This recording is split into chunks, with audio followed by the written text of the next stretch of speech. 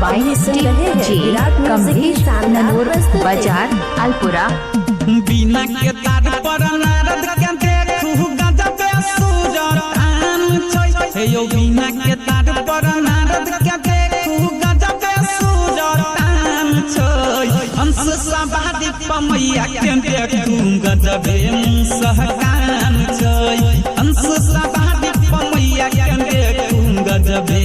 सहकान छै बिना के तार पर नारद के देखू गजब सूरतान छै यो बिना के तार पर नारद के देखू गजब सूरतान छै हंस सवारी पमैया के देखू गजब सहकान छै हंस सवारी पमैया के देखू गजब सहकान छै।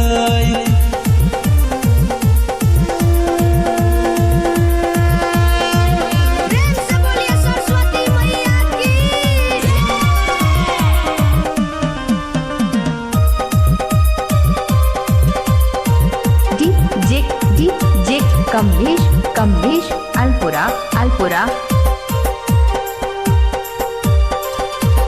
अचके में सोड भेल मिथिला नगरिया भागो जागल सर्वे मैया हे नाचैया मोराबा झुमैया लोगाबा बाजैया सगरो बधैया हे अचके में सोड भेल मिथिला नगरिया भागो जागल सर्वे मैया हे नाचैया मोराबा झुमैया लोगाबा बाजैया सगरो बधैया हे ढोल नगाड़ा बाजैया देखू भीड़ लागल ओइ में जान छै ढोल नगाड़ा बाजैया देखू भीड़ लागल ओइ में जान छै हंस सवारी पमैया के देखू गजब सहकान छै हंस सवारी पमैया के देखू गजब सहकान छै।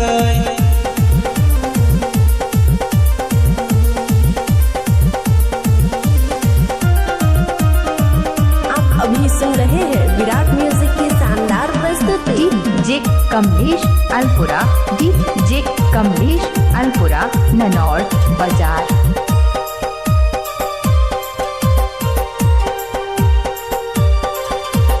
मानव की भोर भेलै सगर होई जोड़ भेलै कमलयासन विराजल माटी के मूर्ति से हंसे मोहरा महिया ज्ञान के दीप जलाब मानव की भोर भेलै सगर होई जोड़ भेलै कमलयासन विराजल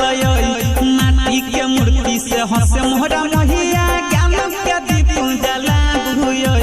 देवता मुनि देखम सकाबे सबका के बसल जान छै देवता मुनि देखम सकाबे सबका के बसल जान छै हंस सवारी पमैया के देखू गजब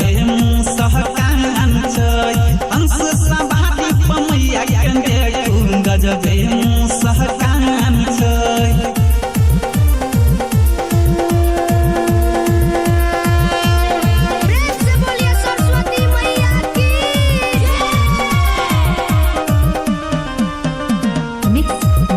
डीजे कमलेश ननूर बाजार अलपुरा।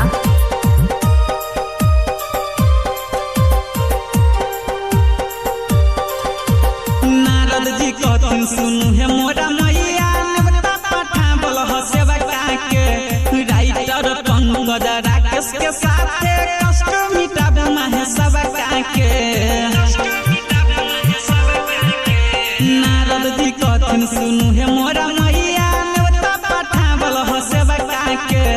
राइटर पंकज राकेश के साथे कष्ट मिटाबे माहे सबका के